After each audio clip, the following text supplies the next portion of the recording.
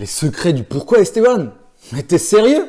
Et pourquoi pas, j'ai envie de te dire. Bienvenue à toi pour ce 3e épisode sur les secrets du pourquoi. Aujourd'hui, je t'emmène voyager à l'intérieur de toi. On va visiter les dédales de notre cerveau et s'intéresser à la neurobiologie pour comprendre les mécanismes magnétiques du pourquoi en lien avec notre structure cérébrale. Quand j'ai découvert ça, ça m'a bluffé, littéralement. J'ai été stupéfait à la fois par cette simplicité et cette complexité. Ça va aussi te permettre de percevoir tes modes de fonctionnement et tes mécanismes vis-à-vis de cette forme de communication. À propos de cerveau, pourquoi les chercheurs ont-ils des trous de mémoire? Parce qu'ils se creusent la tête.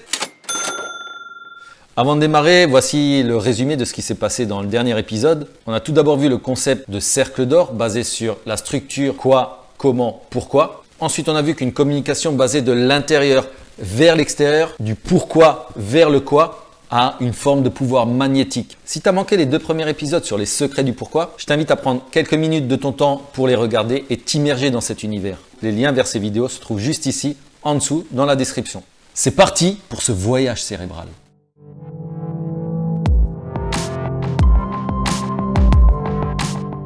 Les gens n'achètent pas ce que vous faites, mais pourquoi vous le faites? Ce qu'on peut retenir de ce principe, c'est qu'il nous indique finalement qu'on ne va pas s'adresser à tout le monde ou vendre à ceux qui ont besoin de notre produit, mais qu'on va toucher les personnes qui croient en la même chose que nous, chez qui le message va résonner. Intéressons-nous maintenant à ce qui se passe dans notre cerveau avec cette manière de communiquer. Et quelle est la raison qui rend d'une certaine manière magnétique cette forme de communication qui démarre avec un pourquoi profond? Derrière ce principe, il y a une notion de neurobiologie. On peut faire le parallèle entre le cercle d'or et la structure cérébrale du cerveau humain comme le montre ce schéma. On a le néocortex qui est la zone du quoi. C'est la zone responsable de nos pensées, de nos paroles. C'est vraiment la partie du cerveau qui est rationnelle, qui est analytique. Et puis plus au centre, on a le cerveau limbique. Cette zone du cerveau est à l'origine de nos sentiments, de nos émotions. Et c'est aussi le centre des comportements humains et des prises de décision. Je répète parce que c'est important, c'est le centre des comportements et des prises de décision. Contrairement au néocortex, la partie limbique de notre cerveau n'a aucune aptitude de langage. Faisons le parallèle maintenant avec ce qu'on a vu avant. Prenons une communication de l'extérieur vers l'intérieur, du quoi vers le pourquoi. Quand on communique de l'extérieur vers l'intérieur, on va être dans les chiffres, on va être dans les spécificités, dans les avantages de notre produit, de ce qu'on vend, de notre service. On va être clairement dans le rationnel. Ça reste de l'information qu'on va appeler de l'information froide, de la data, de la donnée en quelque sorte. Ça ne va pas engendrer de mouvement chez une personne. Ça ne va pas engendrer un comportement, étant donné qu'on reste dans le néocortex. On n'a pas encore atteint la zone plus centrale qui est le siège des comportements et des prises de décision au niveau limbique. Est-ce que tu vois ce que je veux dire, où je veux en venir? Maintenant, regardons ensemble l'autre manière de communiquer, de l'intérieur vers l'extérieur. En commençant par le pourquoi, on va s'adresser directement à la zone du cerveau qui nous met en mouvement, qui est responsable de nos prises de décision, qui contrôle nos comportements. Et ensuite, quand on va descendre dans le comment et dans le quoi, on va permettre aux gens de rationaliser avec des éléments tangibles, des éléments factuels, des chiffres comme on l'a vu avant, des spécificités, des arguments techniques. Bref, c'est comme ça que naissent les décisions instinctives. C'est comme ça qu'on active l'intuition autour d'une prise de décision.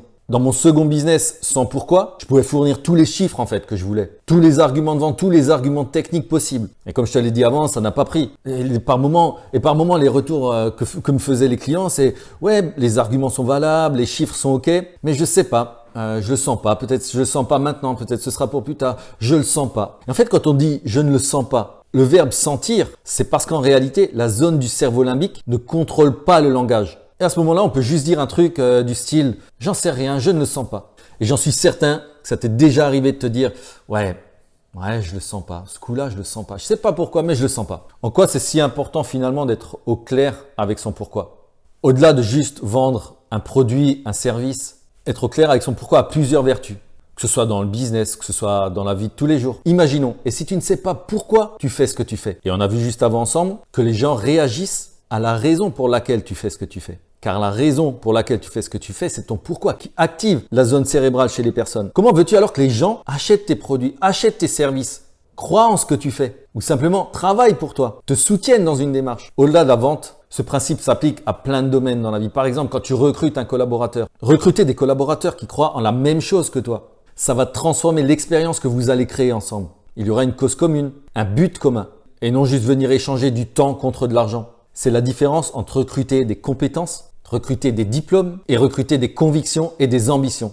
que quand dans une entreprise, par moment, on traverse des périodes un peu plus délicates, tu peux compter sur certaines personnes et moins sur d'autres. Il y a celles qui sont venues et qui avaient besoin d'un job et celles qui avaient vraiment envie de travailler avec toi, vraiment envie de servir quelque chose de plus grand, vraiment envie de servir une cause commune, un projet plus grand en fait que soi.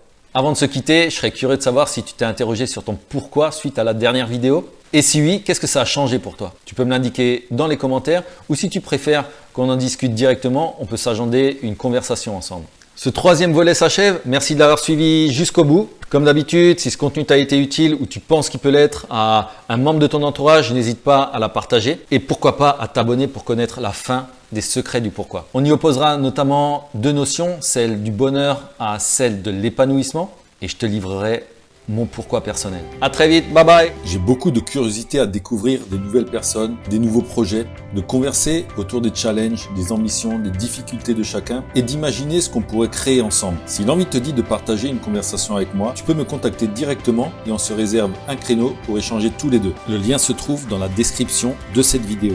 Dis-moi dans les commentaires ce que cette vidéo t'a inspiré, profites-en pour t'abonner ou partager ce contenu et je te dis à très bientôt.